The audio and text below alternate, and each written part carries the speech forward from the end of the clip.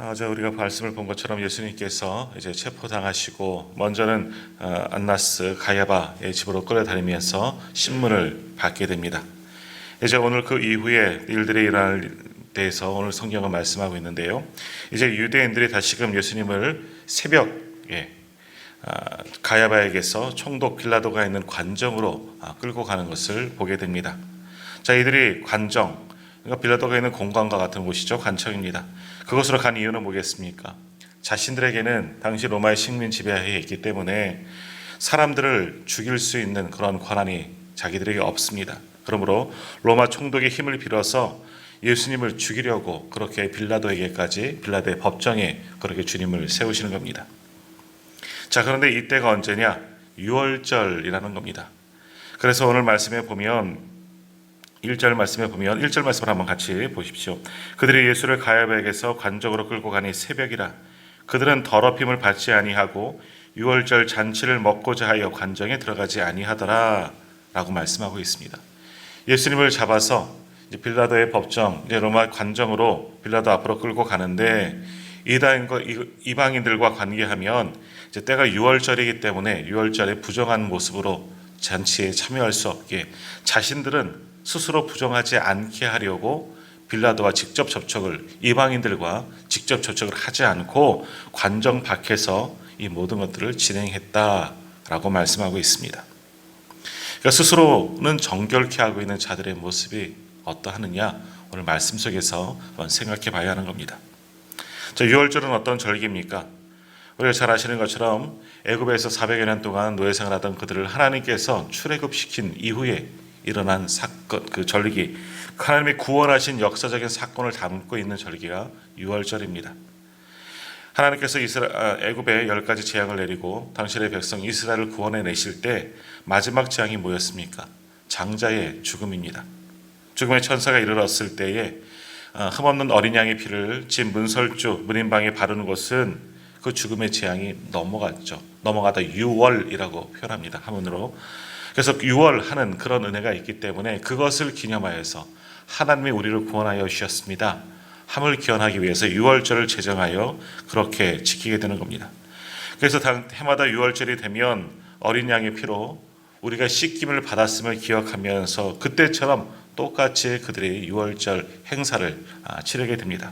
그리고 그 유월절 그 어린 양을 또 먹고 또 하나님이 구원하신 은혜를 기억하는 절기가 바로 이 유월절입니다.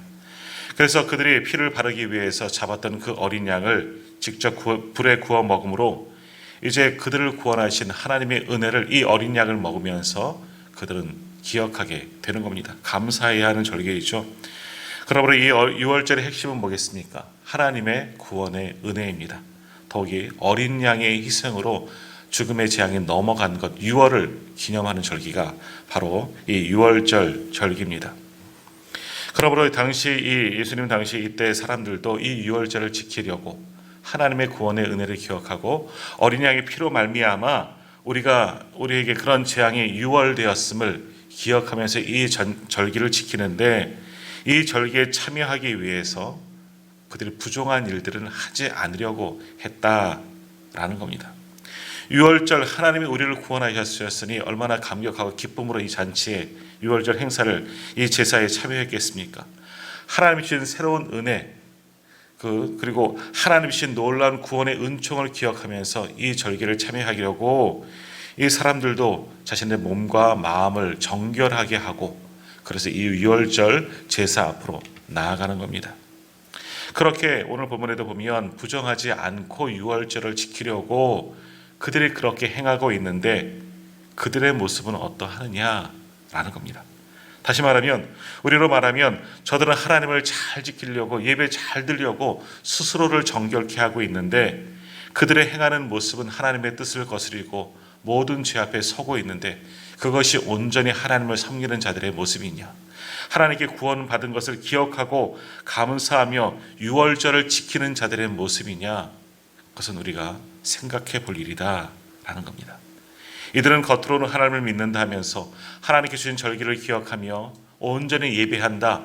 그래서 내가 부정하지 않고 정결하게 하고자 한다. 그것은 겉으로는 그렇게 보여지고 있으면서 그러나 실제로는 어떻습니까? 그들은 하나님의 뜻을 거스리고 온전히 죄악 가운데 거하고 있는 이들의 모습을 보게 되는 겁니다. 저들의 겉모습은 믿는 자이지만 저들의 실상, 저들의 중심, 저들의 삶의 자리는 온전히 하나님의 뜻과는 상관없는, 오히려 하나님의 뜻을 거스르는 자들이 되어버리고 말았다라는 겁니다. 자, 오늘 우리도 하나님을 믿는 성도들입니다. 그리스도인들입니다.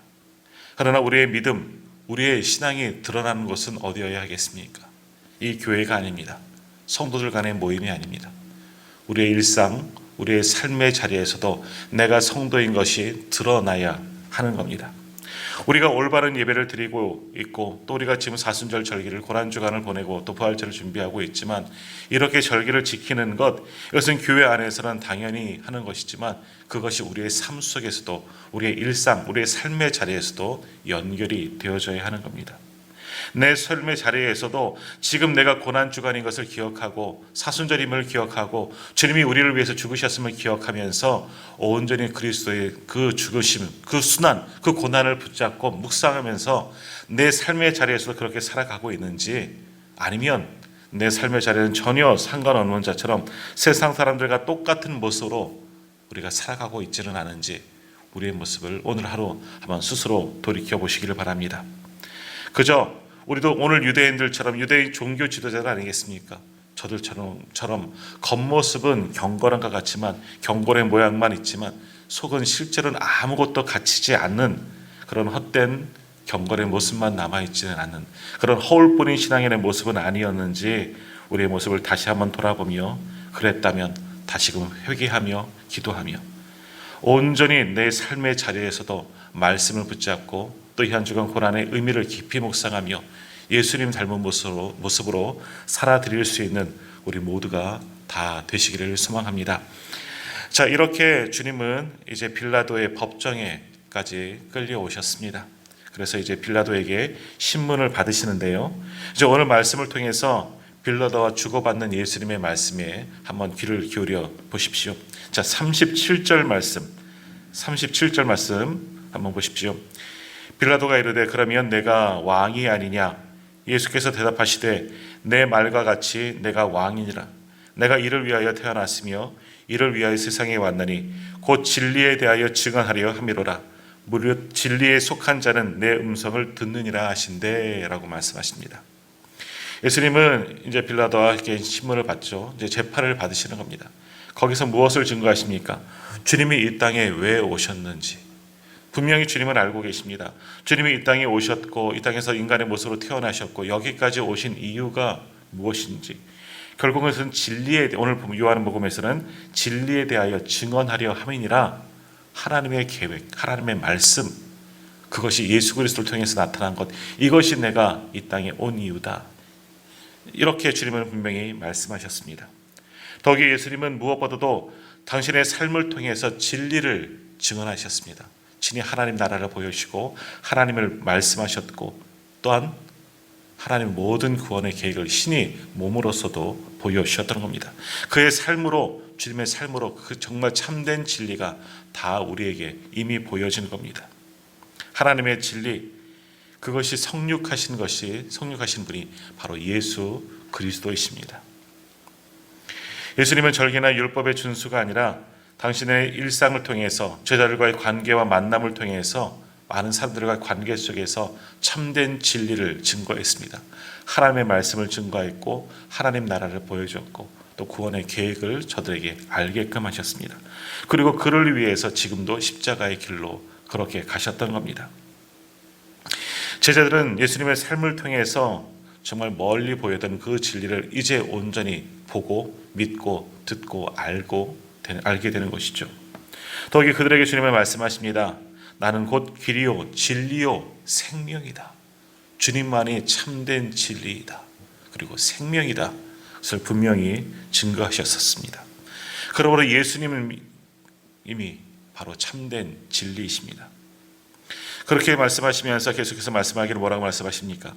진리에 속한 자는 내 음성을 듣는다. 분명히 말씀하십니다. 진리를 깨닫고 진리 안에 거하고 진리를 믿는 자들만이 예수 그리스도를 통해서 진리의 말씀을, 참된 진리, 하나님을 알고 믿게 되고 구원받게 된다 하는 말씀입니다. 오늘 이 말씀을 우리가 분명히 기억해야 하는 겁니다. 우리도 진리이신 예수 그리스도를 온전히 믿는 우리 모두가 다 되시기를 바랍니다.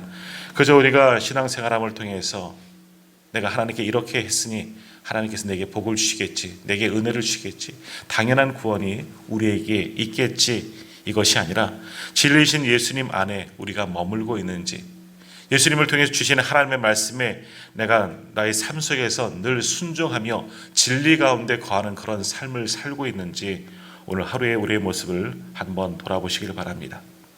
그렇지 않다면 오늘 이 유대인들처럼 겉으로는 경건한 척, 하나님을 섬기는 자처럼 보일 수는 있겠지만 그들의 중심은 온전히 진리에서 떠난 죄 가운데 거하는 자들이 될 수가 있다는 것을 기억하시기를 바랍니다. 주님은 진리셨지만 그 진리를 전하기 위해서 이 땅 가운데 오셨고 모든 삶을 통하여서 우리에게 참된 진리, 바로 하나님을 보여주셨습니다. 예수님 그 자체가 진리심을 증거하셨던 겁니다. 그러므로 이제 진리이신 예수님을 온전히 믿음을 통하여서 예수님을 통해서 참된 진리를 깨닫고 그 진리 안에 거하고 예수님을 통해서 참된 주님이 주시는 생명 가운데로 나아갈 수 있는 우리 모두가 다 되시기를 바랍니다. 세상에서 다른 진리를 찾아 떠돌아다니지 마시고 참된 진리, 예수 그리스도의 진리를 가지고 세상 가운데 나가 그 진리를 힘써 증거하는 삶을 또한 살아갈 수 있는 저와 우리 모든 성도님들 다 되시기를 주님의 이름으로 축복합니다. 더욱이 이 고난주간 진리이신 주님을 깊이 묵상하시고 주님이 당하신 십자가의 고난, 참된 진리, 이것을 힘써 증거하는 이 한 주간의 삶이 되기를 간절히 소망합니다.